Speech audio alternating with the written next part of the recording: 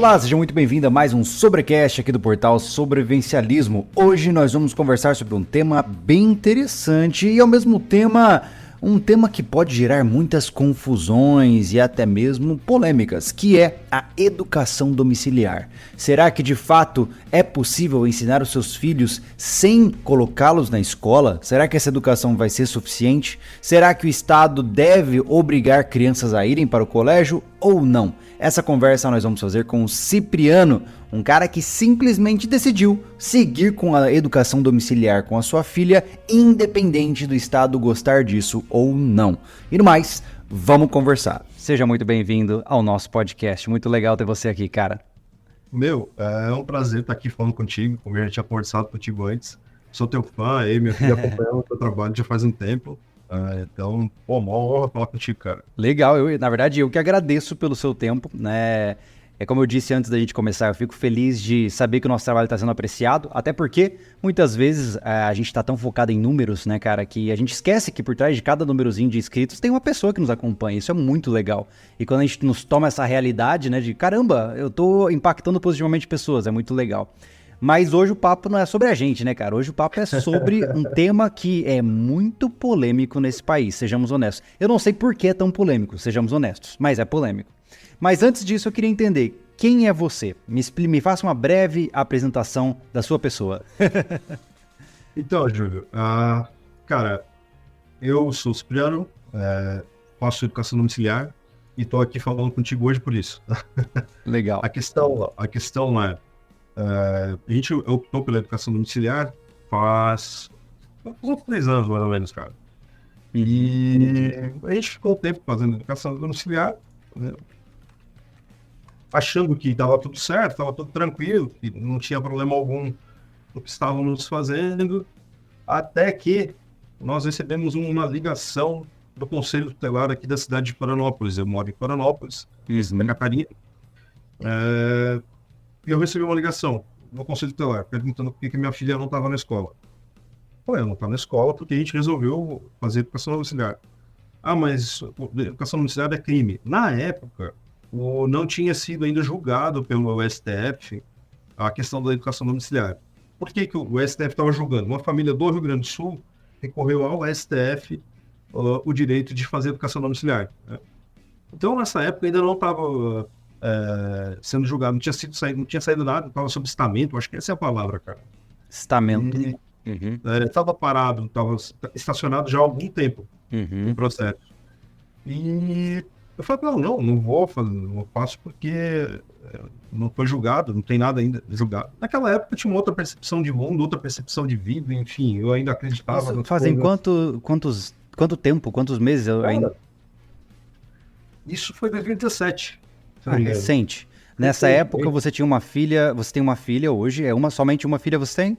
Não, tem 2 filhas. 2 filhas. Legal. E quais são as idades dela? Só pra gente começar a se localizar na sua realidade.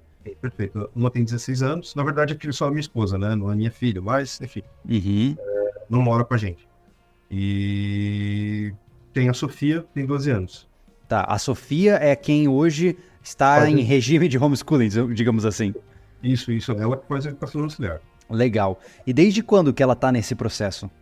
Cara, foi em 2017 que a gente começou. A gente já vinha pensando sobre isso há muito tempo.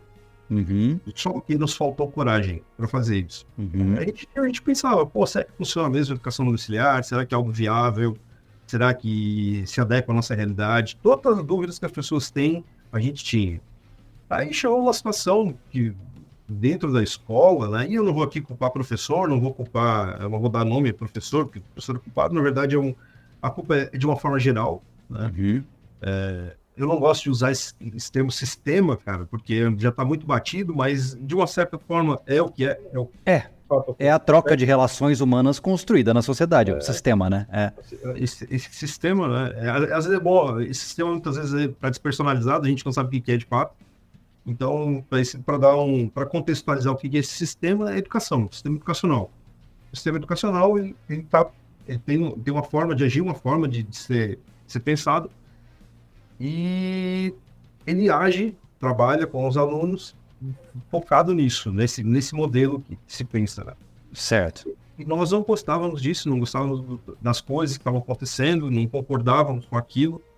E nós decidimos tirar da escola. Foi onde, em seguida, nós recebemos uma ligação do conselho tutelar. Falei para a conselheira, a que ia continuar com o processo. Falei, não, faz o que tem que fazer, faz o seu trabalho. Você paga para isso, faz isso. Eu não vou dizer que tem que fazer, deixar de fazer. Responsabilidade é tua. Cara, passou... Pode falar. Não, eu tô me perguntando aqui, é interessante você pontuar isso, depois eu queria entrar nisso com mais profundidade. Mas quer dizer que, do ponto de vista estatal, nós não temos outra opção a não ser ter o nosso filho dentro desse sistema de educação, é isso? Exatamente, cara. Eu até fiz aqui um roteiro, depois que seria interessante eu poder falar, claro, para que as pessoas tenham ideia exatamente como funciona a educação, cara. Legal, eu acho interessante pontuar uma coisa importante antes da gente se aprofundar na conversa. Pessoal, por que a gente traz esse assunto no sobrevivencialismo? O sobrevivencialismo é um portal que visa fazer você se tornar mais responsável pela sua própria vida. E em muitos momentos, isso significa lutar pelas suas liberdades individuais, de você ser capaz de fazer o que você quer, desde que esteja sob seu controle e não desrespeite ninguém. E nesse quesito entra o aspecto de filhos. Muitas vezes, talvez a educação que você vê pelo filho, pelo Estado, não entra nos patamares de que você considera ser adequada. Então cabe a você sim o direito de ensinar o seu filho em casa, desde que você tenha os meios para tal, né? Então, por conta de toda essa história, inclusive eu como recém-pai, aí minha filha tem 1 ano e 5 meses, eu tô começando a pensar sobre isso, né? Então, é muito interessante ver alguém que já tá há vários anos à minha frente, e é por isso que nós estamos falando sobre isso no sobrevivencialismo, tá? Porque quanto mais independente do Estado, do sistema você estiver, relativamente mais seguro você estará. Então, com essa contextualização, agora sim a gente pode continuar. Não, é perfeito o que você falou, cara, exatamente isso. É uma questão de sobrevivência mesmo. Sobrevivência frente a um modelo que existe. E como eu estava falando, passou 1 ano, cara, dessa ligação do Conselho Tutelar, foi quando eles entraram em contato novamente conosco. Porque faz exatamente mais ou menos 1 ano, cara, quando o STF levou para julgar a situação do captação domiciliar. O STF julgou, passou acho que 1 mês, recebi uma ligação da promotoria daqui de Florianópolis, da infância e da juventude, acho que esse é o nome. E eles perguntaram se minha filha estava na escola. Eu falei, não, ela não está na escola. Ah, por que ela não está na escola? Porque eu estou fazendo educação domiciliar. Ah, mas o STF decidiu que educação domiciliar é crime. Eu falei, o STF não anda em mim. Que eu posso fazer? Você escolheu uma postura de confrontação, né? Muita gente mandaria um migué, talvez matricularia a filha num colégio que fizesse um bem bolado, né? Você decidiu bater de frente, né? Sim, cara. Aqui não quero dizer que eu sou uma pessoa que gosta de ir pra briga, não é isso. Mas tem vezes que a gente tem que brigar, cara. Ou a gente estabelece o nosso território, finca o pé aquilo que a gente acredita, ou uma onda avassaladora vai tomar a gente e vai jogar a gente onde a gente não quer. Aí, nessa situação, eu falei, não, eu não vou brigar por isso, eu não vou ceder nisso. E conversando com a pessoa, que ela não se identificou da promotoria, era assistente da promotoria, se não me engano, ela começou, mas tu não pode fazer, começou até se exaltou. Eu falei, tá, peraí, primeiro, como é que é teu nome? Ela falou o primeiro nome dela. Eu falei, tá, e o sobrenome, matrícula, coisa desse tipo. Eu não vou falar. Eu falei, como assim? É uma funcionária pública, tu tem que te identificar, tu tá aqui ligando pra mim, dizendo o que eu tenho que fazer ou deixar de fazer. E tu vem dizer que tu quer que eu acredite no que tu tá dizendo? E sim, garante que tá da promotoria. E que não sei que é um vizinho maluco querendo me encher o saco. Porque não sei o que, tá, tu não pode. Eu falei, não, vou fazer, não tô nem aí que o STF decidiu, cara. O STF não manda em mim, pronto, chega. E aí, beleza, ela pegou e desligou o telefone na minha cara. Passou um tempo, recebi uma intimação, cara. Eu acho que eu vi seu posicionamento no Twitter, bastante enfático, inclusive. Eu recebi uma intimação. Nessa primeira intimação, Júlio, eu resolvi responder. Recebi a intimação na quinta-feira para aparecer no juizado ou no tribunal na segunda, se não me engano. Se o espaço curtíssimo de tempo para arranjar advogado, para fazer tudo o que tinha que fazer. Encontramos um advogado que também tinha interesse na educação domiciliar, uma advogada, na verdade, Maria Júlia Manzi, eu sou incrível. E ela foi lá, nos representou. A gente levou tudo, cara, que a gente tinha. Porque a gente salvava tudo, tanto na internet, a gente usava muito internet para fazer, não usa, né? Muito internet para fazer as coisas. Material escrito, cara, bolsas e bolsas de trabalho, livros, cara, tudo para audiência. A gente chegou lá, cara, ficamos esperando um tempão, assim, já na noite, quando a gente foi atendido. Minha esposa que pôde entrar, eu não pude entrar. E quando ela entrou, eu não pude falar. O juiz disse que ela não podia falar, que eu tinha que sair de novo da sala, tinha que ouvir o conselho tutelar. O conselheiro tutelar foi ouvido e foi protocolado pela nossa advogada, na época, a suspensão. Por quê? O STF, ele não tinha publicado o acórdão da audiência. Eles fizeram a audiência e não publicaram o acórdão. Então não havia nada decidido de fato. Né? Então, por conta disso, suspenderam a audiência. Beleza. O que você está me dizendo, desculpa, mas o que você está me dizendo então é que o sistema atual não tinha meios e nem regulamentações de o que fazer com alguém que escolhesse homeschooling, é isso? Não tem. Eles não sabem o que fazer, resumindo. Não. Isso, cara, é uma coisa extremamente complicada. Por quê? Vai da interpretação da promotoria local. Uhum. Há um promotor, se eu não me engano, em Jaraguá. Ele fez o doutorado dele na Espanha, tá? Sobre educação domiciliar. Ele fez uma palestra, eu tive nessa palestra, eu palestrei também nesse evento, ele falou sobre educação domiciliar. Ele é favorável à educação domiciliar. Lá, os casos de educação domiciliar, na mão dele, simplesmente não tem continuidade, porque por aí ele entende que está certo.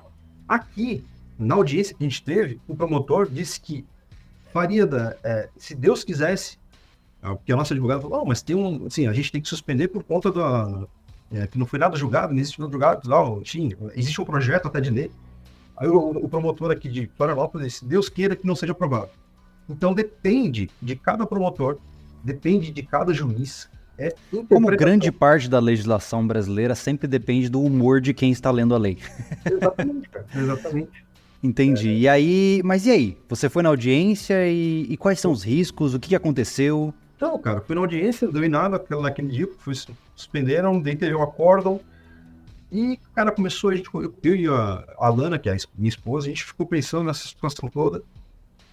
Pô, eu fiquei muito puto da cara, com perdão da palavra, cara, por conta desse negócio. Por quê? Nos deram um tempo curtíssimo. A nossa advogada, né, depois ela teve que viajar pra Polônia, fazer cuidar da vida dela, né? Tinha as coisas dela pra fazer. E eu tive que contratar outro advogado. E aí, cara, assim, eu fui ver, pô, a fortuna para contratar um advogado que não entendia o que tinha que fazer. O cara não entendia bolhufas de educação domiciliar. É a regra de que, de certa forma, o sistema te vence pelo cansaço, né? Exato, cara, exato. E aí eu falei, cara, entrei num acordo com a minha mulher aqui e falei, cara, sabe uma coisa? Dane-se essa porcaria desse processo. Eu não vou responder. A gente foi lá, nós não fomos ouvidos, ninguém nos perguntou. Cara, durante todo esse processo até a intimação, nem uma vez alguém do Estado foi até a nossa casa ver o que nós estávamos fazendo. O único contato que eu tive com o Estado foi quando ele entregou a intimação, de dentro do carro.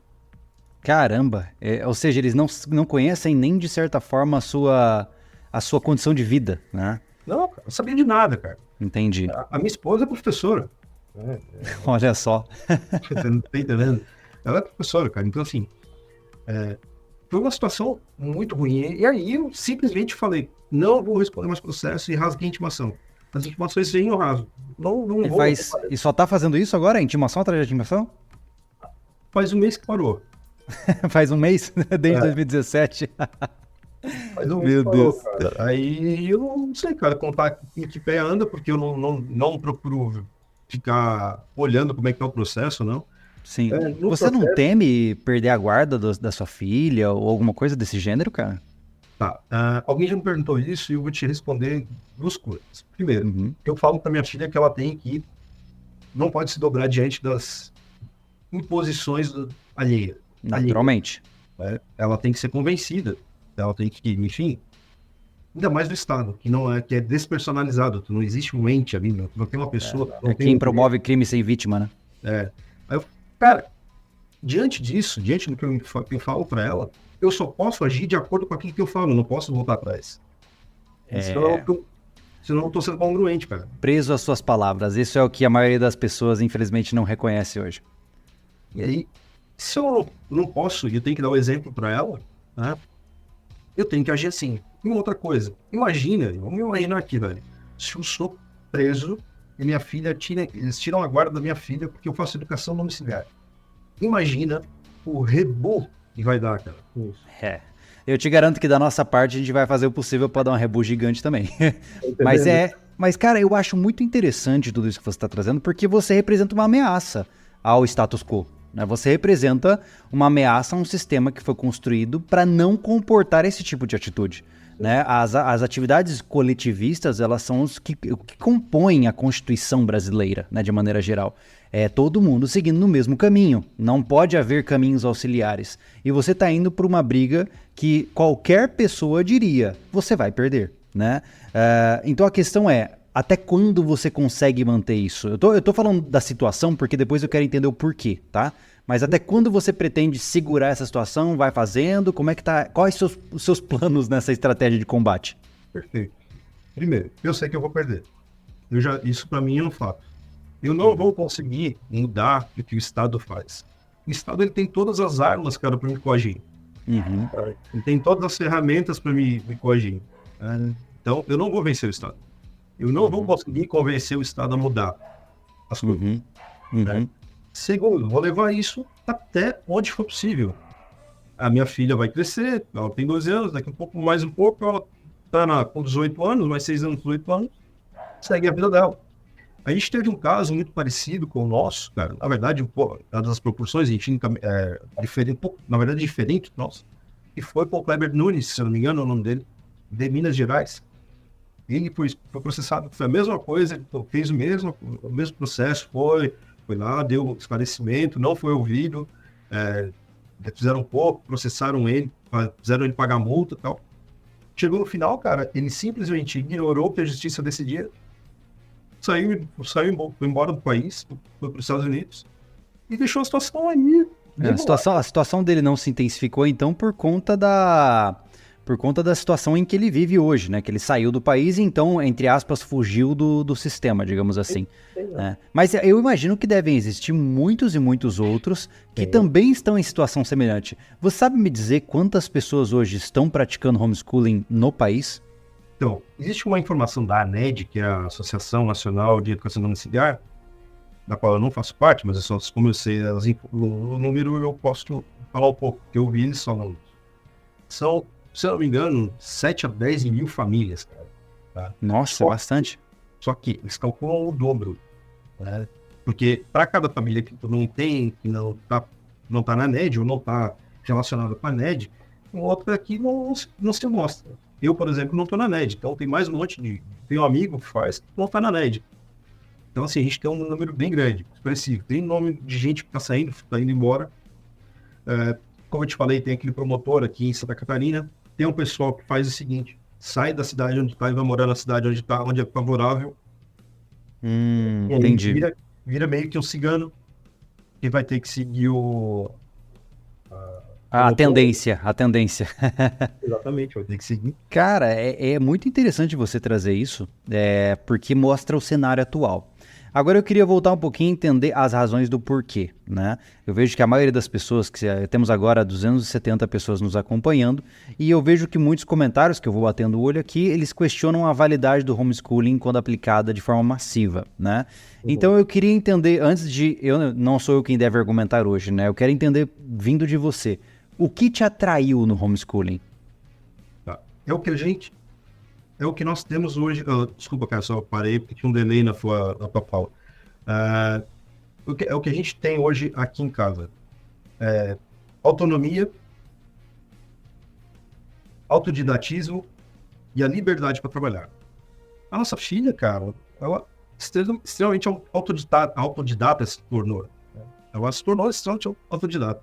Ela vai atrás do conteúdo, ela pesquisa o conteúdo, ela busca o conteúdo. Então, do ponto de vista comparativo, se eu colocasse ela lado a lado com criança que estuda no formato tradicional, você diria que, óbvio que essa pergunta vai ser enviesada, né? Mas você diria que a sua filha hoje está mais educada do que uma criança no sistema público de ensino? Cara, eu sei que é relativo, mas vamos lá. Sim,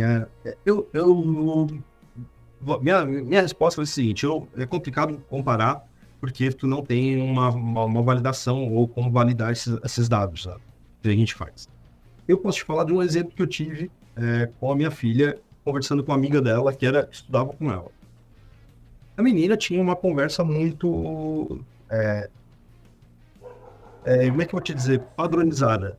Porque o homem, foi na situação do fogo que houve na Amazônia, do incêndio na Amazônia, porque o homem é um problema para a humanidade, porque ele é o problema da humanidade, ele destrói as coisas. É um discurso muito, muito, assim, muito padronizado que eu já acompanho dentro da escola. E minha filha fazendo pergunta para ela, questionando ela, tentando provocar ela, né, cara? E eu achei interessante, porque isso demonstra que ela conseguiu compreender alguns aspectos do conhecimento, né? Que é o quê? Perguntar. Ela entendeu que a pergunta é uma curiosidade ativa, né? Isso. Que é fundamental. Interessante. Eu fiz essa comparação. Então, essa é a única comparação que eu tenho. Eu sou leigo na área, tá? Eu tô começando a conhecer com você, eu só pesquisei por cima.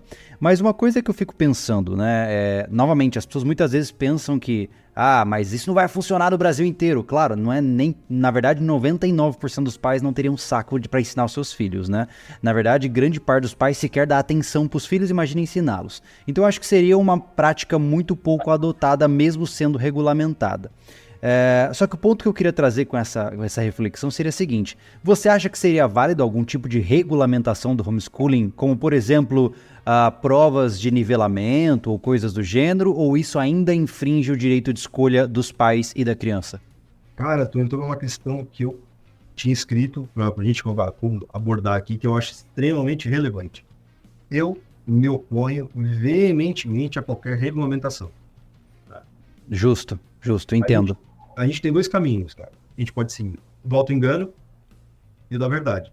Do auto-engano, a gente vai seguir o caminho achando que o Estado, regulamentando, as coisas vão melhorar, porque nós vamos ter segurança jurídica. O da verdade é que nós estamos criando uma porta para o Estado dentro da nossa família, com a regulamentação. Para ele olhar como você fala com seu filho e ver se está bom o suficiente. Qualquer coisa, cara. Qualquer coisa. Vivemos num dos países mais regulamentados do mundo, né? Então, e aí então um baita de um problema. As pessoas, quando pedem a regulamentação hoje, na educação domiciliar, primeiro, elas não entendem o que é a educação domiciliar. Segundo, elas não estão tendo a capacidade de olhar, e eu não estou dizendo aqui que eu sou uma pessoa maravilhosa que entende tudo, não é isso. Mas é a questão nesse ponto. Elas não estão olhando para o futuro. Hoje, há, aparentemente, um presidente que é favorável a isso. Aparentemente. Né? Nós não sabemos o futuro como vai ser. E se há uma regulamentação, e se a educação domiciliar se torna uma modalidade do MEC, do Ministério da Educação e Agricultura, se não me engano, a educação domiciliar se torna uma modalidade do MEC, qualquer sistema que entrar para governar o país, não importa a vertente que venha, ela vai ter a chance de interferir na tua casa. Cara, eu me sinto muito dividido nessa concepção, porque um lado de mim, o meu lado realista, acredita que é impossível o país aceitar coisas sem regulamentação por conta da história do Brasil. No Brasil, tudo tem que ter o dedinho do Estado, caso negativo, não pode acontecer. Essa é a minha concepção. Mas, por outro lado, do ponto de vista filosófico, eu concordo 100%, né? Agora, a pergunta talvez um pouco mais ardilosa seria: como que você poderia mostrar para a sociedade que estava formando um indivíduo de fato educado no básico e não necessariamente criando ele com base em qualquer coisa que você quiser? Eu sei que, de novo, são perguntas aqui que eu tô jogando como advogado do diabo, mas é as perguntas que todo mundo faz, né? Não, tá perfeito, cara. Eu acho que tá perfeito. Pra gente continuar na questão da educação domiciliar, é necessário fazer uma distinção aqui que eu acho fundamental. Se nós queremos, se a nossa intenção lutar pela educação de uma maneira geral, não é a educação domiciliar que a gente tem que brigar. É por uma educação sem Estado. Justo. Se o nosso desejo é lutar por uma educação dentro da minha família, dentro da minha casa, uma educação individualizada, aí é educação domiciliar. A educação domiciliar é uma forma de resistência. E aqui eu vou usar um termo que a esquerda usa muito, cara. Militância. Militância e resistência, cara. São dois termos muito fundamentais. A militância é para educação sem Estado. Resistência para educação domiciliar.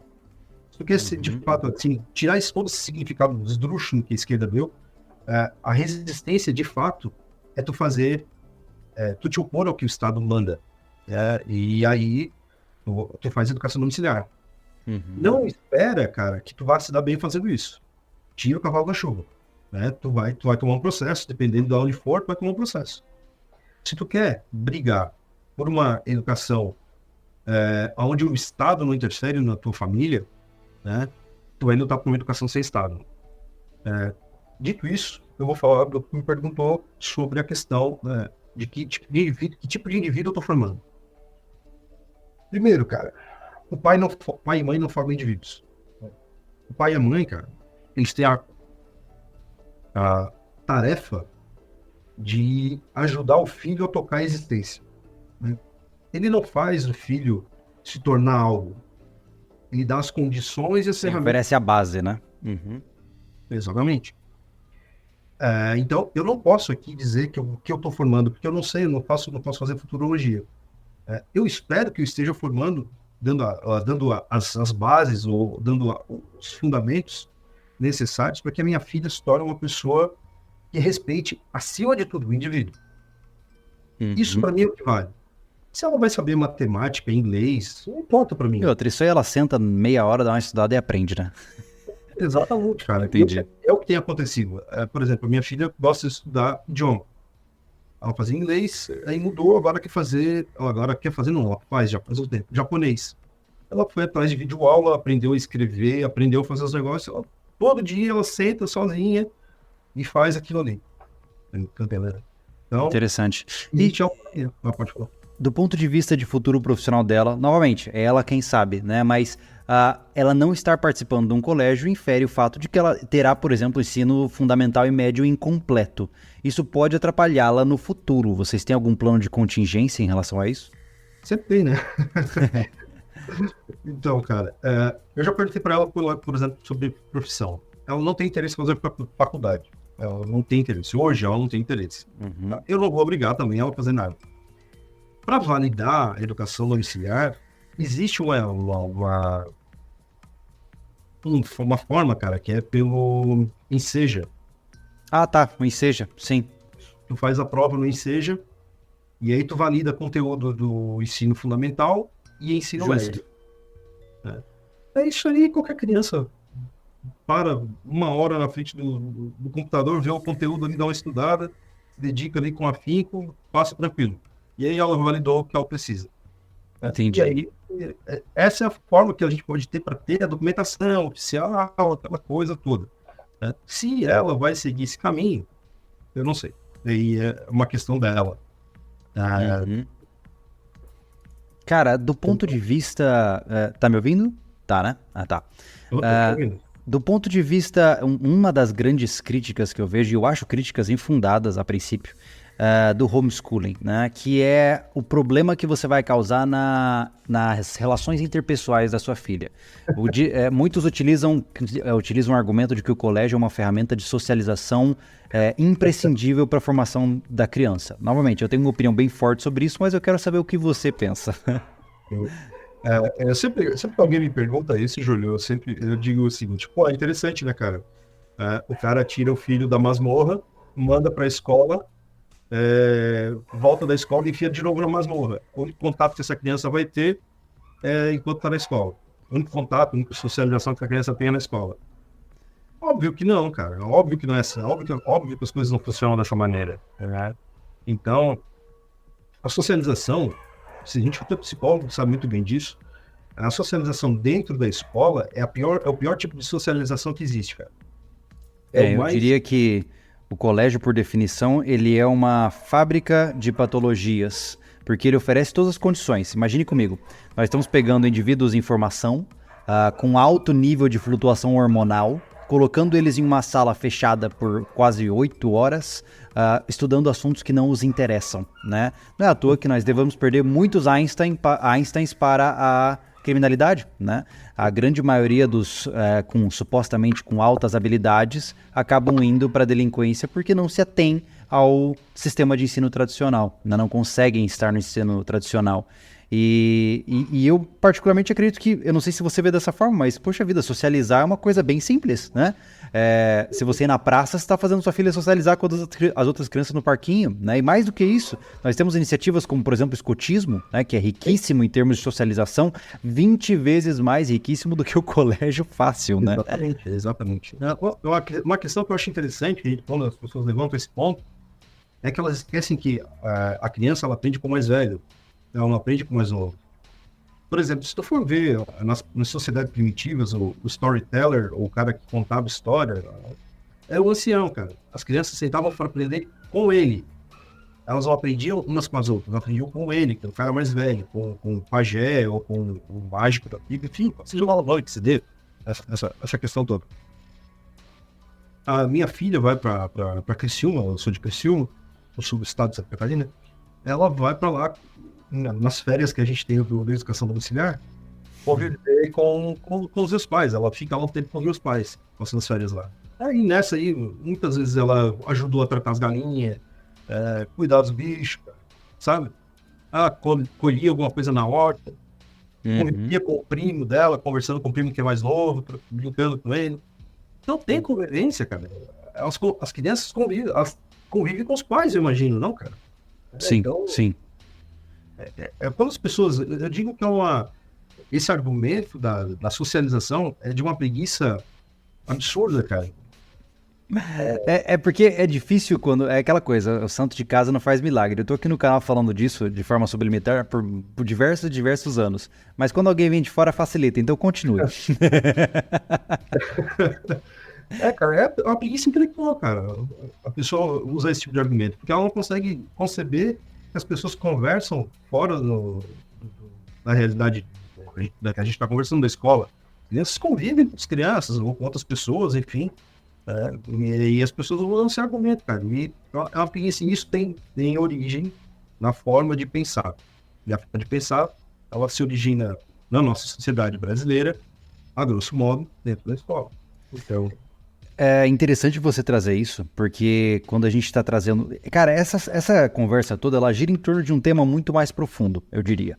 E que ele vai sobrepor todos esses que nós conversamos até agora. Na verdade, esse podcast acaba não sendo sobre ensino domiciliar, né? Não é sobre homeschooling, e sim um debate de até que ponto o Estado é dono da sua filha ou não, né?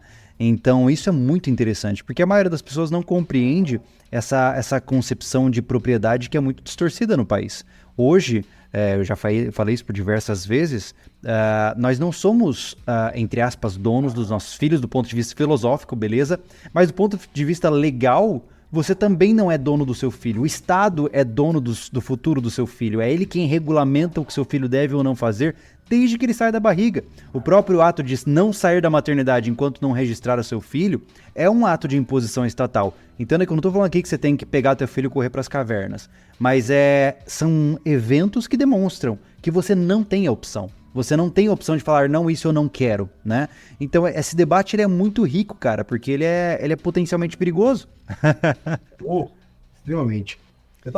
Esses dias o professor Benê, cara, fez uma postagem, fez um tweet, cara, no Twitter, falando sobre acho que é procuradora do governo federal, cara, alguém da procuradoria, falava, e ela falou isso já faz um tempo, que os filhos não são propriedade dos pais. Óbvio que os filhos não são nossas propriedades. Mas o que ela queria dizer, e que se podia depreender do que ela estava dizendo, é que os filhos não são nossa responsabilidade. Não são de nossa tutela, acho que seria correto. Melhor, exatamente, melhor. São de tutela, eles não são. A gente está aqui emprestado só, a gente é como se fosse um pedagogo, cara. Uma ferramenta que alimenta e conduz o filho vivo durante o processo. Exatamente, cara. A gente está aqui apenas para tratar. Né? E aí é uma questão extremamente perigosa, cara, porque se o nosso filho não pertence a nós, ou não está na nossa relação, ele está na relação com o Estado. Então, ele pertence ao Estado. E aí, quando o filho pertence ao Estado, cara, a gente vai entrar numa situação muito perigosa, muito complicada, que se pode ver na Segunda Guerra Mundial. Eu até vou citar aqui, se tu me permitir, Júlio, leio aqui uma citação do Hitler. Quando ele... Cara, fica à vontade. O papo vai gerar muita controvérsia, mas isso é importante. Quando o Hitler falava sobre educação, aqui o Hitler fala o seguinte: quando um oponente declara, não passarei para o seu lado, disse Hitler no discurso em 6 de novembro de 1933, eu calmamente respondo, seu filho já nos pertence. E você passará. Seus descendentes, entretanto, agora estão no novo campo. Em pouco tempo, eles não conhecerão nada além da nova comunidade. Em 1º de maio de 1937, ele declarou: este novo Reich não entregará a juventude a ninguém, mas a tomará para si mesmo e lhe dará sua própria educação e seu próprio crescimento. Cara, isso a gente acha que é uma questão isolada no tempo e espaço. Ela não está isolada, gente. Não, conquiste as crianças e você conquista o futuro, né? Exatamente. Tem um livro aqui muito interessante que eu usei para fazer a fundamentação quando eu fiz uma palestra no evento que o Bruno Souza, deputado aqui de Santa Catarina, promoveu. O autor, Gary DeMar, ele fala o seguinte: quem quer que controle o sistema educacional definirá os objetivos da nação, definirá e estabelecerá seus valores morais e, por fim, regerá o futuro de todas as áreas da vida. As pessoas simplesmente não se dão conta disso. Isso me vale um comentário interessante. Eu vejo que tem muita gente falando que mas hoje a sociedade é todo mundo burro, não tem cultura. Eu fiquei imaginando, né, cara? Os adultos funcionais de hoje, que estão na fase efetivamente ativa dos 18 aos seus 35, vamos espremer essa faixa, são pessoas que foram formadas no ensino da década de 80, 90, que ainda era um ensino considerado excelente comparado ao ensino atual, falando a nível público, né? Então, aos que estão esperançosos por uma melhora nesse país, eu pergunto: como será daqui 10 ou 15 anos, quando essa geração que foi formada agora, nos anos 2000, no sistema público que existe hoje, começar a se tornar ativa politicamente? Pois você vai ter uma quantidade gigantesca de cidadãos, pontuemos assim, extremamente iliterados, não educados, né? Então, uma avalanche está por vir, e eu acho que a educação é um dos aspectos mais importantes que compõem a sociedade, como você mesmo trouxe, porque ela fala não do hoje, e sim do amanhã, né? E dentro dessa concepção, eu acho que o que você faz é muito perigoso, inconsequente e honroso. Porque, de certa forma, valoriza aquilo que a gente tá perdendo, né, cara? Como você pontuou, eu entrei num critério interessante quando você falava. Nós não somos pais, nós somos cuidadores. Quem tutela o nosso filho é o Estado. Nós somos como babás que estamos cuidando da sobrevivência básica do nosso filho, e o Estado está regendo as diretrizes do que o nosso filho aprende, tanto tecnicamente como socialmente. A própria cultura hoje é conduzida, de certa forma, pelo Estado, porque aquele que recebe mais orçamento da ANAC, das agências de publicidade, acaba ditando os trends atuais e vai guiando a cultura, né? Então, tecnicamente, tudo que nós vivemos hoje, cultural, social, intelectualmente, é uma diretriz estatal. E isso é assustador, né? Realmente. Tu falou sobre a questão dos anos 80, da educação dos anos 80. Uma questão muito interessante a gente tem uma... cara, eu não vou usar essa palavra, senão vai dar ruim. Deixa eu ver como é que eu vou a palavra melhor aqui. A gente tem uma situação das pessoas estarem se tornando cada vez mais obtusas, cara. No que tange ao conhecimento prático e nas relações pessoais. Tá? E aí o que a gente tem? Cego guiando cego. E a gente vai ter isso mais para o futuro, daqui uns 10, 15 anos, mais cego guiando cego. As pessoas, elas não conseguem dar conta das relações. Elas não conseguem resolver seus problemas, elas não conseguem lidar com frustrações, né? Aí tu junta tudo isso com uma capacidade intelectual extremamente baixa. Não estou aqui querendo dizer que perfeito, não é isso, cara. Mas assim, se tu for conversar com uma pessoa, um brasileiro comum, tu vai te assustar com o nível, com o que sai dele, com os pensamentos prontos, com as frases de efeito, com as porcentagens da conversa que não faz sentido nenhum, que estão totalmente desprendidas da realidade.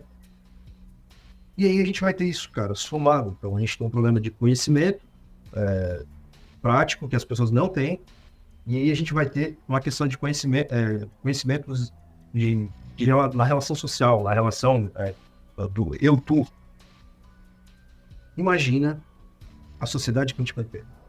Dia desses eu estava assistindo um documentário muito interessante na Austrália sobre o sistema educacional. Lá, uma escola pública, tá? Os alunos simplesmente não estavam em sala de aula. Todos os alunos estavam fora da sala de aula. Um espaço gigante, como se fosse uma biblioteca. Coisa linda, assim, maravilhoso, cara. Não parece as escolas que a gente tem aqui, que parece uma prisão. Coisa linda, cara. As crianças com os notebooks em cima das mesas. Sim, devia ter mais de 60 crianças, todas espalhadas, e professores para todo lado conversando, e as crianças trabalhando projetos. Projetos da NASA, projetos de robótica, mecatrônica, aquela coisa toda, cara. Aí eu olhei para aquilo e falei, caramba, tu pega uma criança brasileira, bota na relação com essa criança no mercado de trabalho, que bosta vai sair? E aí surge aquela conduta que apela para o vitimismo e para a opressão, né? Onde eu fui criado nesse sistema e hoje eu odeio ele porque quem está lá em cima me oprime, e eu acho que essa é uma conduta que é um ciclo vicioso que mantém o controle o tempo todo, né? Enquanto você tem uma população incapaz, você tem um monopólio do poder, né? Não é interessante para o Estado... Oi? Caiu aí? Não, pode falar. Não. Tá. Então tá bom. Não, eu só estou pontuando que quando você tem um monopólio, de fato, da cultura, da educação, e mantém uma população relativamente apta, né? Vamos colocar relativa para baixo, medíocre para baixo, você mantém o poder, você mantém a capacidade de coerção, né? Eu acho que não é para nenhum Estado na história da humanidade quis cidadãos pensantes e ativamente políticos. Não faz sentido. É contraditória. Na verdade, a concepção de educação e existência do Estado é contraditória, né? Em essência, né? Sim, exatamente. O que a gente vai ter são as gradações, né, cara? De como o Estado percebe que quer controlar o indivíduo, né? Vai ter os graus ali. Nós vivemos um grau, cara, mais complicado, de como o Estado quer nos controlar. E eu vou te dar uma informação. Isso que tu falou, cara, sobre os alunos que estão saindo, né? Aqui saiu o relatório anual de educação aqui no Brasil, de educação fundamental educação fundamental, que é do primeiro ao quinto, depois do sexto ao nono e do ensino médio. No Brasil, de cada 100 estudantes que ingressam na escola, 90 concluem o ensino fundamental 1, que é até os 12 anos, que é do primeiro aos 12, do primeiro ao quinto, né? Desses 90 alunos, cara, olha só o que a gente está formando. 60% dos 90 alunos têm aprendizagem adequada em português, e 48% têm a aprendizagem adequada em matemática. Desses 100, 76 concluem o ensino fundamental, que é dos 2, que é até os 16. Ele é do sexto ano ao nono ano. Desses 76, 39% tem aprendizagem adequada em português e 21% tem aprendizagem adequada em matemática. Então, dos 100, 76 chegam até o nono ano. Aí aqui a gente tem um dado que é o pior de todos, cara. Concluem o ensino médio aos 19 anos. 64 crianças, das 100.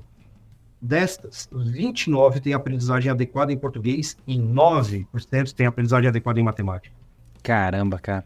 É interessante você dizer isso, porque eu passei por um processo semelhante, né? Eu fiz a minha faculdade, me formei em 2012. E foi muito interessante, cara, porque a minha faculdade estava passando por um processo de privatização. Privatização não, estava mudando o dono da faculdade, era uma faculdade privada. E E durante esse processo, essa nova instituição que assumiu a faculdade, ela tinha uma diretriz mais massiva de trazer muito mais alunos para poder aumentar o lucro, né? E então eu fui formado no sistema PBL, não sei se você já ouviu falar, que é o Problem Based Learning, que é um sistema onde você não tem aulas convencionais, você tem laboratórios de estudo, é muito interessante, é uma proposta bem diferente que estimula esse conhecimento proativo do aluno, você não fica sentado ouvindo o professor falar. E só que o PBL custa dinheiro, e aí eles queriam tirar esse sistema. E os professores estavam desesperados, e eu fui vendo os anos passarem, porque quem estava nesse sistema não sairia dele até o final do curso, mas quem entraria no sistema tradicional. E eu fui vendo os professores, com o passar do tempo, se frustrando radicalmente, porque eu via eles tendo que abaixar o crivo de performance para aprovar os alunos, porque os alunos eram incapazes de redigir um texto, por exemplo, né? Então, sei lá, a gente no começo na psicologia você tem muita prova que é discursiva, né? Então você passa páginas e páginas escrevendo. Então, sei lá, tem lá, discuta a visão filosófica de Jean-Paul Sartre. E aí você tem que ir lá e escrever tudo aquilo. E, cara, pra você ter uma ideia, eles tiveram que tirar alguns critérios curriculares e inserir aulas de português dentro da faculdade. E aí eu comecei a entender, o negócio tá feio. E só vai piorar, né? Porque é aquela coisa. Jordan Peterson fala isso e eu sou um grande crente dessa situação. Nós derivamos ou para a ordem ou para o caos. Não tem meio termo, não existe estabilidade na existência, né? Ou você vai pro buraco abaixo, pro caos, pro incerto, pra tragédia, ou você mira para a ordem, que é organizar as coisas, de fato colocar, como eles colocam, né? Colocar o divino nas coisas, né? Então, eu não acredito em estabilidade, eu não acredito que a gente vai melhorar, porque todos os indicativos em todas as áreas é de fato uma piora constante, né?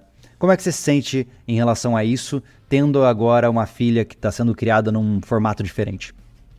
Cara, sinto medo, porque eu também tenho o mesmo pensamento que tu. Percebo a mesma coisa, a gente não tem como melhorar. A gente pode aliviar um pouco a situação, cara, né? Mas melhorar, a situação não vai melhorar. Eu brinco dizendo que a minha missão é criar minha filha para sobreviver ao apocalipse. Eu acho que eu vou ter que aprender algumas técnicas contigo, cara. Nesse caminho, cara. E aí, como é que eu faço? Não faço, cara. Tá ligado? Eu converso, explico, tento que ela entenda que a autonomia, o autodidatismo, que são para mim coisas importantíssimas, ela aprenda isso e viva isso, para que ela possa se adaptar. A questão da nossa existência, desse ponto que a gente está adiante, é a adaptação. Quem conseguir se adaptar, beleza, cara. Quem não conseguir se adaptar, já era. Interessante. Então, vamos lá. Pra gente começar, até para começar a abrir para perguntas, eu queria entender uma coisa, assim, bem clara. Quem está nos ouvindo agora, e muitas vezes o cara pensou, poxa vida, é verdade, né? Pô, quero conhecer mais sobre isso. Eu tenho duas perguntas importantes. Onde a pessoa pode se informar melhor e com uma base específica do homeschooling e o que é interessante ter para fazer homeschooling? E 2, quais são os passos que essa pessoa pode adotar para mitigar aí, para diminuir os danos causados do ponto de vista judicial, na sua visão? Para as pessoas que elas podem encontrar conteúdo, coisas desse tipo, são algumas, cara. A gente tem uma carência absurda na questão da educação domiciliar. O que a gente tem são algumas iniciativas, né, que eu não compro, cara. Eu não vou criticar aqui, não vou falar, mas eu não compro essas iniciativas. Eu não concordo com essas iniciativas. Eu tenho uma percepção de mundo diferente dessas iniciativas. Uhum. Geralmente são iniciativas que tendem a procurar um Estado democrático de direito, cara. Toda essa babaquice que nos trouxe até aqui. Então, eu não compro isso. Tem algumas pessoas que são pessoas muito, muito relevantes, muito importantes. Eu até vou botar uma pressão na Kine para que as pessoas comecem a cobrar elas, porque elas produzem conteúdo, são muito inteligentes nessa questão da educação domiciliar, fazem a educação domiciliar, mas não, uma delas não está produzindo, é preguiçoso, cara. Então, tem duas pessoas muito interessantes para a nossa educação domiciliar que vocês podem encontrar até aqui no YouTube. Uma delas é o Carlos Xavier. Ele é um procurador do estado do Paraná. Tenho orgulho de dizer que ele é meu amigo. É um cara muito, muito, muito inteligente, muito interessante. Tem uma percepção de vida muito interessante. Ele diz que é o advogado do diabo. né? Porque ele trabalha para o Estado e não acredita no Estado. É a ferrugem no sistema. Tá corroendo por dentro. Aquela a chave que joga na engrenagem para ver o que vai dar. Então, ele é um cara muito inteligente, faz educação domiciliar com os 2 filhos, com a filha e com o filho. Ele tem o direito de ser engenheiro de case aqui no YouTube, tem o hotel de datas, é um cara que tem conteúdo sobre isso. E cobrem ele para que ele produza mais conteúdo sobre educação domiciliar. E tem um outro amigo meu, que é aqui de Florianópolis, que é amigo do Carlos também, o Daniel Lourenço. Ele é doutor em filosofia clássica. E o cara, ele não botou os filhos na escola. Ele nem chegou a botar os filhos na escola. Não estão. Então ele faz educação domiciliar também. Ele disse que é o cara mais libertário que não se considera libertário, porque ele não usa nada do Estado, cara. Tenta produzir a própria comida em alguns aspectos. Então, Caramba! Olha só. Dadas as proporções, óbvio, né, cara? A gente não vai conseguir produzir tudo, roupa, essas coisas todas, não tem como, né, cara? Mas, assim, dadas as proporções, é o cara que tenta viver de uma maneira bem fora do Estado, fora do radar. Ele não tá produzindo conteúdo, cobrem dele. Então, assim, é um cara muito... São essas pessoas que eu conheço, são as pessoas com quem eu convivo. Elas estão em que plataforma? YouTube? Twitter, principalmente. Twitter. O Carlos está no Twitter e no YouTube. O Daniel está no Twitter. Eu tenho cobrado ele para fazer livro, vídeo, botar conteúdo, mas ele está pensando ainda. Ele é um cara que gosta da paz de espírito que ele tem. Eu sei o quanto isso faz falta a hora ou outra. Faz uma falta absurda muitas vezes, cara. Então, assim, plataforma, cara, eu não vou indicar. Eu digo que cada um pesquise, porque não existe um modelo. O que me incomoda, cara, nas plataformas é um modelo. Elas vendem um modelo. Eu não gosto de modelo. Eu não acho que exista um modelo. Não pode botar todo mundo dentro de uma caixa. Sim, senão vira ensino tradicional de novo. Entendi. Eu não concordo com isso, então eu não vou indicar. Eu indico essas 2 pessoas. Até posso depois deixar contigo algum material, algum link deles, enfim. Isso para diminuir, mitigar o contato com o Estado, com relação a processos. Para quem tem filho pequeno e não teve ainda o contato com a escola, não coloque na escola. Se você não quer entrar no radar do Estado, não coloque o filho na escola, nem bota. Mas não vai, mas ainda assim vai haver uma intimação, alguma coisa, né? O que acontece? Por que a escola é complicado? Porque quando a tua criança deixa de ir para a escola, deixa de frequentar, a escola é obrigada a gerar um documento chamado APOIA, que vai para o Conselho Tutelar. Se a tua criança não vai para o Conselho Tutelar, não vai para a escola, nem tem como saber se ela... Não tem registro disso, né? Não tem registro, né? O que tu vai ter talvez é um vizinho... Tem aqueles agentes de saúde, né? Aqui, por exemplo, passa sempre uma senhorinha toda semana perguntando se tá tudo bem, se foi no médico, né? Aquela coisa toda, né? Talvez aí possa ter um problema com essa pessoa, mas às vezes na conversa, na amizade, explicar a situação, as pessoas entendem, cara. Por Sim. exemplo, o Estado de Justiça que eu expliquei a situação, já conversei com ele, o cara já xingou o Estado também, cara. Cuidado, isso aí contamina, cara. Então, assim, a forma, se tu já botou teu filho na escola, aí tá o problema. Se tu quer de fato fazer educação domiciliar, de fato educação domiciliar, sem interferência do Estado, tu te prepara, tu vai ter incomodação. Não vou dizer que não vai ter, porque tu vai ter. A não ser que tenha sorte enquanto um promotor que tá nem aí, né? Ou às vezes tu encontra uma conselheira tutelar que é uma pessoa tem bom senso, vai te ouvir, vai entender a tua situação. Já aconteceu também, mas isso não é regra, é exceção. Então tenha ciência dos fatos. Não vai acontecer ou vai te incomodar. De alguma forma ou de outra vai te incomodar. Uhum. São as únicas formas que tu pode Resumindo, peita no peito e vambora, né? Vamos fazer o seguinte, eu vou perguntar pro pessoal agora, estamos aí com 50 minutos já de conversa. Pessoal, gostaria que vocês me mandassem perguntas. Vale lembrar que vocês precisam ser muito educados nesse processo. Eu vou ignorar qualquer comentário de caráter que se enquadra no que a gente consideraria como estúpido. Porque esses temas você sabe, né? Ele é tema que atrai louco. Vamos lá. Olha só. Silas Gomes. Ano que vem tenho que colocar a minha filha na escola. Ela faz 6 anos. E agora? Agora é hora da decisão, né? não tem pra onde correr. Se tu quer realmente educação, educar teu filho em casa, ter o controle da educação, trabalhar conceitos e valores que são de fato importantes para ti, tu vai ter que tomar uma decisão. O problema é que a gente, só para concluir, Júlio, já que posso, as pessoas elas não querem fazer escolhas difíceis. Elas querem fazer escolhas que não doam. E não é assim. Existir não é assim. Eu não poderia concordar mais. Então vai ter que escolher. Olha só, o Arlen falou que eu não conheço sobre isso, mas ele disse o seguinte: por que a maioria do movimento domiciliar é material e imaterial são de viés religioso e católico? Tem isso? Eu não sou familiarizado com isso. Não, cara, como eu te falei, tem plataformas, cara, né? Por exemplo, aqui a gente tem uma falta absurda de material. Nos Estados Unidos tem, cara, esqueci o nome do cara agora. Tem uma plataforma que só gera um material para quem faz educação domiciliar. Olha só.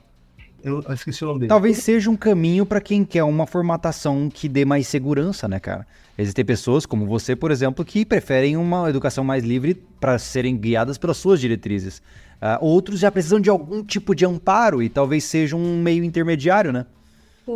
Eu quero salientar aqui, deixar claro, eu sou cristão, cara. Cristão não, eu acredito em Cristo. Não gosto de botar eu sou cristão porque eu tô me encaixando num monte de coisa que eu não concordo. Então, eu acredito em Cristo, mas eu não gosto dessa ideia de trabalhar educação domiciliar com um viés religioso. Eu não gosto, porque não é a minha escolha, é a escolha da minha filha. Se um dia ela quiser fazer essa escolha, é uma escolha dela, não é minha. Muito bom. O Hack Krum, ou a Hack Krum, disse: qual o perigo do homeschooling virar uma plataforma para criarem fanáticos ideológicos, sem importar o lado? O mesmo perigo que tem na escola. É verdade. A diferença é que a escola forma só para um lado. Deixa eu ver aqui, eu tô subindo aqui um pouquinho e o pessoal mandou bastante coisa, vamos lá. Quem vai... Nossa senhora, os caras estão na discussão da legitimidade do Estado nos comentários, tá nesse nível.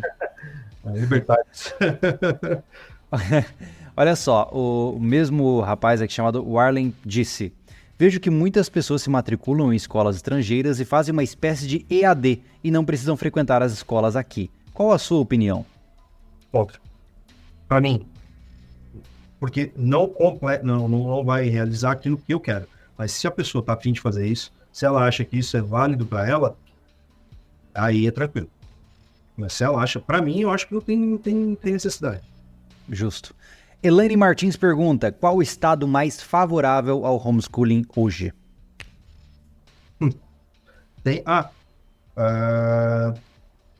Espírito Santo.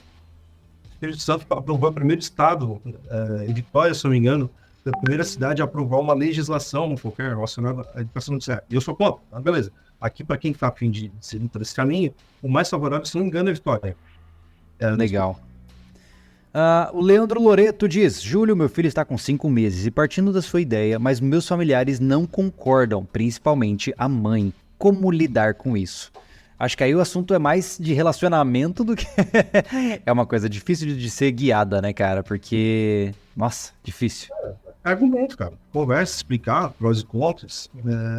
E respeitar também a opinião da mãe, né? Porque não pode ir sozinho. É muito difícil. Porque o futuro, né? Ou seja, a tutela do seu filho, ela é guiada pelos dois, né? Não pode haver uma autocracia familiar também, né, cara? Então, difícil. Caramba. Vamos lá. Continuando aqui. Olha só. O Rodrigo, e aí, Rodrigo, beleza? Diz o seguinte: Júlio, existe uma galera do melhor estilo terra plana ou negacionistas da evolução que lutam e brandam pelo homeschooling para não apresentar as visões científicas para a criança. Isso não é perigoso? Posso responder? Com certeza. É tão perigoso quanto acreditar que o socialismo funciona, cara. Justo. Tão perigoso quanto acreditar que a divisão de riqueza funciona. Tributar as pessoas que são mais ricas vai funcionar para mudar as coisas. A gente tá, às vezes as pessoas procuram uma sociedade que seja extremamente limpa, sem as controvérsias, as idiosincrasias. Não vai ter, esquece.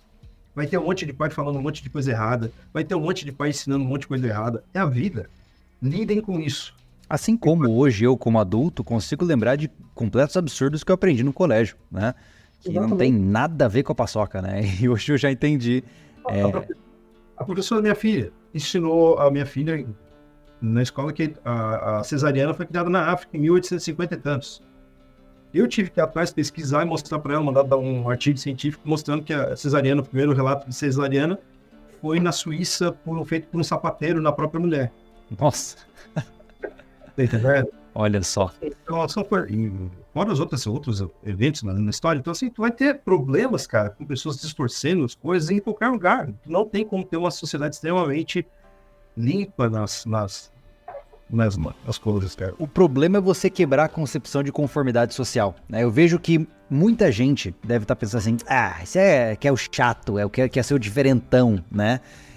E infelizmente questionar incomoda, especialmente na realidade de hoje, né? O Thiago Christi traz um relato legal aqui, ó. Estudo no ensino público e quiseram botar na minha cabeça que intervenção estatal é a solução. E para ter ideia, tem pessoas na minha sala que não sabem ler nem escrever, e eu estou no 8º ano. Sim. Cara, é comum esse tipo de coisa. Comum, extremamente comum. Foi a realidade aí. Olha só, o Anderson perguntou uma coisa interessante, junto com outro perfil, que eu não lembro o nome agora, acho que o perfil se chamava Mulher Armada Não É Estuprada, que diz o seguinte: Júlio, pergunte ao senhor Cipriano se ele é a favor da vacinação obrigatória. Cara, o cara me perguntou isso uma vez, eu fui fazer um programa de TV em Lages, e o cara me perguntou isso. Eu falei, cara, pega ali meu chapéu de alumínio, cone, deixa eu botar pra poder responder isso. Olha, cara, óbvio que eu sou a favor de vacinar. Não, vou deixar minha filha morrer, pô. Óbvio que eu sou. Eu levei ela pra vacinar esses dias pra ver se tinha mais alguma coisa, porque dessa crise toda de sarampo aqui em Florianópolis, né? É porque muitas vezes as pessoas acreditam que o homeschooling está muito associado ao negacionismo, como o Rodrigo mesmo pontuou no comentário anterior. Então o cara fala, não, se ele quer ensinar o filho em casa e ele não quer intervenção estatal, ele não quer nem sequer tomar vacina. Só que qualquer indivíduo com uma intelectualidade mínima compreende a importância da vacinação, né? Logo, é natural que você vai buscar os meios para, né? Exatamente, cara. O Rodrigo fez um complemento aqui, ó. Ele disse o seguinte: só para constar, eu apoio o homeschooling. Meu comentário passado não foi para desmerecer. O ponto é, visto o analfabetismo científico atual, como o homeschooling vai ajudar nisso? É uma dúvida sincera. Não vai. Ele nem tem obrigação de ajudar nisso também, né? Exatamente. Foi o que eu falei lá no início. Se quer militar, milita para uma educação sem Estado. Você acha isso aplicável do ponto de vista massivo? 200 milhões de brasileiros, você acha que isso funcionaria? O que? Educação sem Estado? É. Sabe por que funciona? Mas é muito simples. Por exemplo, quando eu falo de educação domiciliar com o professor vai achar, porra, o cara quer acabar com o serviço, cara. Não quero acabar com o serviço de ninguém. É o contrário. Educação domiciliar não é para todo mundo. Educação domiciliar é para poucas pessoas. Não é elite, não é nada disso. É para quem tá afim. Foi o que tu falou. Para quem está disponível e tem disposição. Tem uma educação. O Estado não interfere mais na educação. O que pode fazer? Tu pode fazer infinitos arranjos de educação. Uma escola militar, se tu quiser, uma escola cristã, uma escola socialista, uma escola. Enfim, cara, o que tu quiser, tu pode fazer o arranjo que tu quiser. Complete, que dê conta da tua visão de mundo. Óbvio que isso não vai acontecer amanhã. Óbvio que isso não vai acontecer daqui a 10 anos. Por quê? Isso é uma mudança de mentalidade. Primeiro, nós temos que nos apropriar do conceito de indivíduo, que nós perdemos há muito. Nós não temos ideia do que é esse indivíduo. Quando nós conseguirmos recuperar a ideia de indivíduo, a gente pode começar a recuperar a ideia de que é educação, para que serve a educação. E a gente pode começar a trabalhar os outros termos. Interessante trazer tudo isso, porque, cara, a gente pode ficar até amanhã aqui falando sobre isso. Eu vejo que o debate ele é tão deficitário no país, que a maioria das pessoas, eu vejo que agora tá entrando na moda, a gurizada botar a foto ali, né, preto com amarelo e falar, agora eu sou ANCAP e tal. Eu sinto que o ANCAP é o novo hype ideológico da maioria das pessoas. Eu acho isso bacana, mas novamente me preocupa porque o brasileiro gosta de times, gosta de tendências e estilos e não necessariamente de estudo, né? E eu não gosto também de generalizações, mas a verdade é essa. Então, eu fico um pouco preocupado, mas eu vejo que existe muito espaço ainda pra gente avançar nesse mundo, né? Então, puxando essa linha que você trouxe, vai ser uma uma escorregada de tópico, mas beleza. Onde as pessoas podem buscar por conhecimento sobre liberdade individual? Ou seja, antes de pensar se você deve ou não matricular o seu filho no colégio, se o filho deve ou não ser tutelado pelo Estado, você tem que entender o que é a definição de liberdade individual. E você, Cipriano, o que você acha, qual é o caminho teórico? Para onde as pessoas podem procurar esse conhecimento? Cara, eu vou puxar a sardinha por um pouco do meu lado, porque eu gosto de psicologia, estudei, fazia psicologia, então começa na psicologia. E principalmente psicologia analítica, cara, que dá conta do indivíduo. Não sei se é a tua escola. Eu, por muito tempo, fugi dela, mas ela me pertence, infelizmente. Tá no meu DNA. Eu gosto muito, cara, de psicologia junguiana, cara, a literatura relacionada ao Jung é muito fértil, cara, é muito boa. E ela te dá conta, ela te dá a base para entender o que é esse indivíduo. Uhum. E você diria que, ó, aproveitando aqui o gancho do Arlen que comentou aqui, ó, o Mises, Hoppe e Rothbard, você acha que são caminhos bons?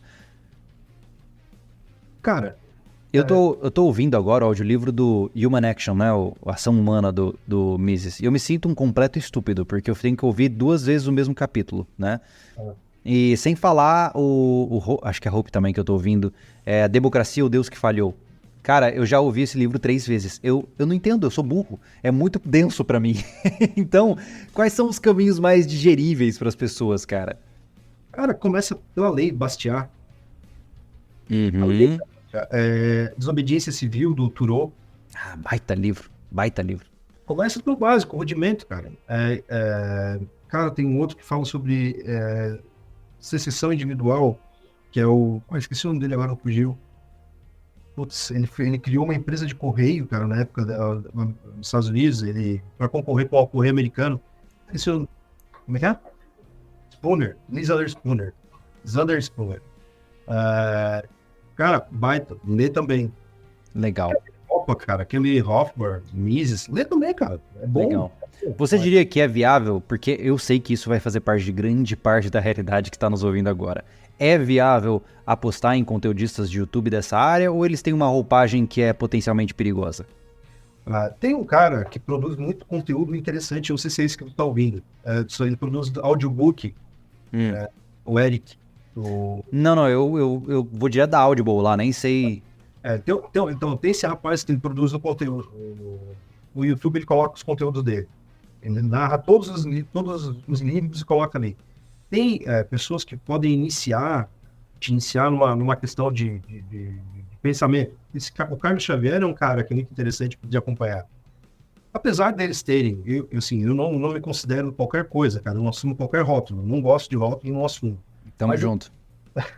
Então, assim, eu gosto de acompanhar o Carlos, meu amigo, enfim, mas além, ele é libertário, mas ele é uma pessoa extremamente palatável. Tu consegue conversar com ele, trocar ideia com ele e discordar deles, eu concordo. Tem o Rafael Lima, cara, Ideias Radicais também, é um cara bem interessante, muito legal, a abordagem dele, é um cara Eu queria chamar o Rafael pra bater um papo com ele, cara, porque eu queria fazer o advogado do diabo no modo hardcore, assim, sabe? Não, cara, chama ele, cara, com certeza ele vem, cara, o cara é muito tranquilo. Legal, vamos ver. A quem está nos ouvindo e nos vendo agora, vai lá, entope o canal do Rafael. Vai conversar com o Júlio lá do Sobrevivencialismo, ia ser muito bacana. Porque, entenda que eu não tô aqui trazendo treta, tá, gente, de maneira nenhuma. Eu tenho um grupo de apoiadores, o pessoal que apoia o canal, né, tem um grupo no Telegram, onde a gente fica conversando o dia todo. E tem um cara lá, que é o nosso amigo, eu não vou nem identificá-lo aqui, eu não sei se ele quer ser identificado, e ele se deixa muito claro, totalmente contra o Estado e tal, anarcocapitalista total. E eu fico tirando sarro dele o tempo todo, brincando com ele, porque eu acho muito legal, mas a minha falta de embasamento teórico não consegue me trazer uma visão de como isso seria aplicado para o mundo, né? Porque ao indivíduo eu entendo escolhas individuais, mas eu não consigo entender como o mundo funcionaria coexistindo com muitos indivíduos totalmente livres, né? Então, é muito louco, eu não consigo entender e seria bom ter alguém que manja do assunto pra falar disso aí, né, cara? Então, são 2 pessoas bem interessantes, o Rafael e o Carlos. Eu gostaria seriam caras bem tranquilos de conversar, se tu quiser. Posso te passar o contato do Carlos, tentar o contato do Rafael também. Massa, legal. Cipriano, me diga, conclusões finais, cara. Também não quero tomar todo o seu tempo, são 9 horas da noite, né? Minha esposa tá me esperando com uma pizza, cara. Eu tenho que terminar isso aqui. Mas me diga uma coisa. Pensamentos finais. O que você acha que as pessoas que estão nos ouvindo agora gostariam de ouvir de você como uma mensagem final? Cara, vou parafrasear aqui o ET Bilu, cara. Busquem conhecimento. É justo. Mônica, então, cara, a questão é conhecimento, cara. Se tu não tem conhecimento, se tu não entende a raiz das coisas, vai ficar muito difícil. Então, tu tem que te apropriar de termos que são basilar, cara. O que é ser indivíduo? Cara, para mim é uma questão extremamente importante. A questão da individualidade é uma questão extremamente importante. O que é ser indivíduo? O que é exercer minha individualidade? Como eu posso exercer minha individualidade? Né? E aí começar por aí. As pessoas nunca pensam nisso, né? Eu sempre digo que o mal do desenvolvimento humano atual é que as pessoas nunca pensam por que pensam o que pensam. Né? Por que eu faço isso? Por que eu penso isso? A gente não faz mais isso, né? A gente faz tudo isso no automático. E mais do que isso, eu puxo isso, já puxei isso lá eu tô com um canalzinho mais humilde agora, onde eu faço os meus devaneios psicológicos e filosóficos, e lá eu trago essa concepção de que as pessoas precisam estudar mais a etimologia também, né, cara? Poxa, o que cada palavra significa? O que significa liberdade? O que significa Estado, né? Ou seja, tanto de vista do dicionário como de posicionamento dessa palavra no mundo. E é muito legal isso que você estava dizendo. Desculpa ficar colocando aí, mas vamos lá, continuemos. Concordo contigo. Estava conversando com esse Daniel Lourenço, misturei agora todo mundo aqui. A gente estava conversando sobre essa questão do resgate da etimologia das palavras. As palavras perderam sentido. Com as palavras tu nomeia o mundo. Com as palavras tu dá forma ao mundo. Se tu não consegue fazer isso, se a palavra está errada ou ela tem o significado errado, tu vai dar forma ao mundo totalmente errado. Então tem que voltar, cara. Vale aí um dado muito legal que foi trazido pelo nosso amigo Harrison, psicólogo. E ele fala o seguinte, olha só que interessante. No Haiti, o número de suicídios é muito pequeno, porque existe um aspecto cultural onde eles não têm, no vocabulário deles, a palavra tristeza. Eles não existe uma palavra que define critérios de tristeza, depressão e suicídio. Então, eles não nomearam o sofrimento. Por isso, eles não sofrem. Olha que coisa louca. Logo, mas é muito interessante, porque veja que quando no sistema atual que nós temos aí uma concepção de que uma sociedade patriarcal, no momento que você pontua que a sociedade é patriarcal, você tem que saber quem está no comando. E logo você se sente oprimido, e quem é oprimido precisa agredir ao opressor. Então você, com um jogo de palavras, institui um pensamento violento, né? Então é muito interessante, né, cara? Sim, é extremamente interessante. E aí, falou uma questão que eu achei muito legal, que eu tinha conversado esses dias com a minha questão, por exemplo, da felicidade. As pessoas ficam falando muito sobre felicidade. Eu não acredito em felicidade. Porque a felicidade, cara, por exemplo, aqui só para dar uma devagada, né? Sim, final de festa. Porque é exatamente isso que tu falou, cara, que as pessoas tentam encontrar a felicidade, tentam dar nome à felicidade, todo mundo dá um nome à felicidade, todo mundo diz algo que é a felicidade, e eles não chegam a lugar nenhum. E aquilo se torna algo, um peso, porque eu não consigo ser feliz. Mas o que é ser feliz? Pois é. Esse negócio. E isso se torna um jogo, cara, para as pessoas. Elas se tornam oprimidas por elas mesmas, cara, ou por termos, e estão tirando a paz de espírito delas, ou enfim, ou a capacidade de ir em busca de algumas coisas, porque elas não se sentem felizes. Elas têm a capacidade de trabalhar, a capacidade de desenvolver algo, têm os dons para isso, as habilidades, mas eu fazer isso porque não consigo ser feliz. O que é ser feliz? Não consigo sorrir. Não, isso é alegria. Não é felicidade. Então, assim, isso que a gente está falando agora dos termos. Os termos são importantíssimos. E a gente precisa resgatar os termos. Porque senão a gente vai ficar girando, cara. Legal. Eu acho que a gente começou falando de filhos e já estamos falando de concepção de universo. Cara, muito legal ter a conversa contigo.